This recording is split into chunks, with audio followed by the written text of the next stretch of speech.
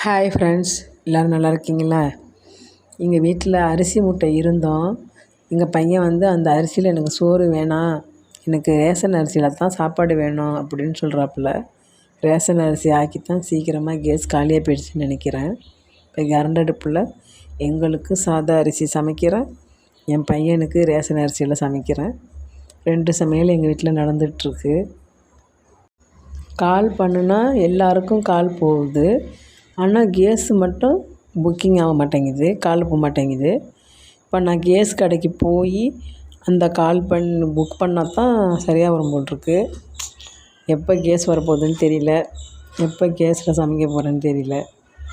Current அடுப்பில் எத்தனை நாளைக்கு சமைக்கணுமோ அப்போ சமைச்சி தான் ஆகணும், வேறு என்ன செய்கிறது, வேறு வழி இல்லை.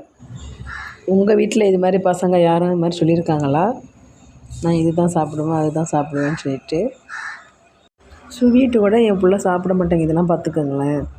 சுகர் இருக்கிற சாப்பாடு எதுவுமே எனக்கு வேணான்னு சொல்லிவிட்டு எல்லாத்தையும் அவாய்ட் பண்ணுறது. என்ன செய்கிறதுனே தெரியல, ரொம்ப கவலையாக இருக்குது. பாய்.